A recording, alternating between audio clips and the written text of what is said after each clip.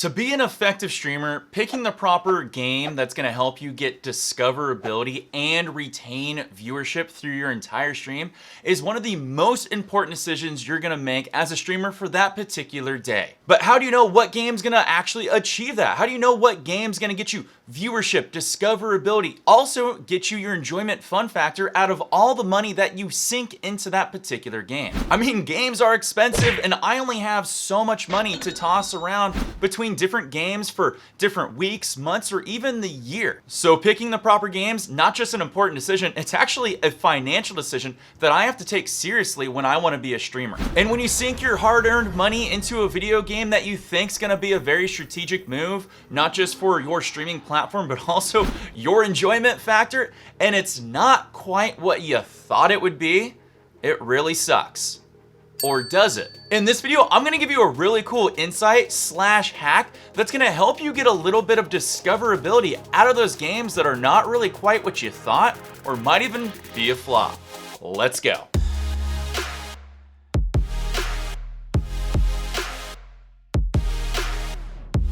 Hey all, Wild for Games here, helping you become bigger and better with all your streaming and content needs. And if this is your first time here and you want to learn all the tips and tricks that I can offer you to make you a better streamer and content creator, make sure you hit that big red subscribe button and tick that bell down below so that way you know when my videos go live for you. So I was really on the fence deciding if I wanted to get the new Tom Clancy's Ghost Recon. It's a game genre that I really love to play, plus I really enjoy playing Tom Clancy games and partnering up with people on Twitch or just even my friends in general. But money was a little tight and I decided to wait and see how the game would perform and if it was actually going to live up to the hype of what it was presenting at E3. Now, I think the reason a lot of us kind of put this game on hold or on the back burner is because there were so many negative reviews and pre-reviews that came out of the game that a lot of us didn't really know what to do with the game. But luckily for me, my friend and fellow Twitch streamer, Primal Instincts, got the game and has been streaming it on the platform. So I got to see his perspective of how well the game actually performs and what it's been doing. You see, by Primal Instinct streaming this game, I get his personal input and his personal review of how the game actually is and if it's worth the money. And apparently, I wasn't the only person that had this particular question because as he was streaming, he was getting a lot of viewership that slowly started ticking in and asking the same exact questions I had. Is this game worth the money? Is this game really fun to play? Is there that many bugs that makes this game unenjoyable? And as I started to watch his stream, he started having more and more people come in for this review process to see if the game is as bad as the publicity has been saying. And this got me really thinking on how to take advantage of situations, on how to be strategic with growing within games that are having a lot of bad publicity around them, or maybe that they're a little bit controversial, or if they have a cult following but people don't know if it's worth investing their hard-earned money into. And for my buddy Primal, this has actually been a good windfall for discoverability. Now, if you plan on doing anything like this, taking advantage of a game that has bad publicity and stuff like that, there's some caution I want to throw your way. Games like this do have a shelf life unless all of the errors and issues and publicity gets addressed. Think like No Man's Sky. When No Man's Sky first came out, it was a huge game until people started playing it and it wasn't exactly what the developers said it would be.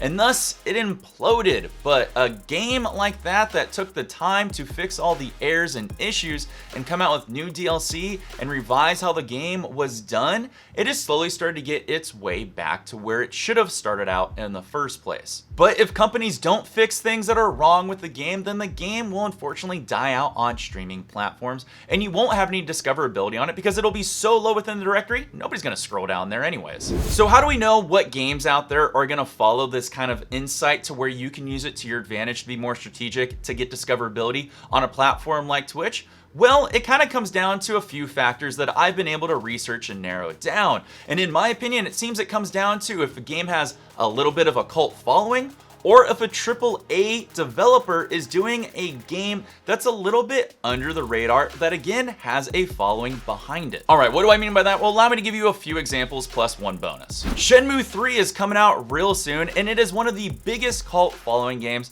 due to how the game actually stopped after Shenmue 2. And a lot of people are gonna wonder if this is worth the money to invest too. So I could see this game having a huge pop right in the beginning of Twitch to get you a little bit of discoverability, and you could be the person that fills in the gap to let people know your perspective on the game and just let them know if it's worth the extra money to invest and finish out the trilogy. If you like action games and you're a fan of the Sniper franchise, Sniper Ghost Warrior Contracts is also coming out real soon, and this is a game that always flies under the radar. It's not as popular as like Tom Clancy or Battlefield or Call of Duty, but it's still a great game and they're really fun and interesting to play. But people are always on the fence about this because of the games we aforementioned. Usually the money gets, put into Call of Duty and Battlefield and things like that, and only the true people who have a real passion for the series want to check this out and see if it's worth putting their money into. And if you like this franchise, it might be worth it for you to stream this and again give your review process of it, because if you're already going to buy the game, you might as well take advantage of the people that are on the fence. For the bonus one I'm going to give, it's a little outside the box, but Google Stadia package is coming out very soon too, and I think people are going to be extremely interested to see how this works and how it performs, or if it's worth even putting money into it to see if it's going to be a life cycle console, if you want to call it that, that's going to stick around. It kind of reminds me of when VR and things like Beat Saber first came out on Twitch. People are really excited to see how this would perform or if it would stay around or had longevity to it. Now, of course, like I said with the warnings, I don't want you to go out there and buy games that are going to be controversial or have issues or are going to be a flop, because that would be a waste of money, and I want your hard-earned money to go into supporting me. That was too honest, but right on point. Now, I'm not saying go out there and spend all your money on games that'll be controversial or flops or that are broken. I want you to be very strategic with your money because we all work very hard for it. I'm saying if you're the hardcore gamer out there that has a passion for a particular video game that could be one of these flops or that are broken, there is a window for you to take an opportunity to get discovered on a streaming platform. And now I showed you how to do it, so that way you're prepared to take advantage of it when that chance arises. So I gave you a few suggestions, but I'm interested to know if you have any suggestions for me. If you do, leave a comment down below because I love hearing your feedback. Now, this isn't the only strategy that I like to give out to help you get a little more discovered on platforms like Twitch, YouTube, Mixer, and Facebook Gaming. I have plenty out there, and if you need any more help, I'm going to put a video over here to the side that's going to show you a lot of awesome tips and tricks to help you be more effective on your streaming platform. Once again, my name is Wild4Games, and I will see all of you beautiful people in my next stream support video coming out real soon. Take care all, and peace!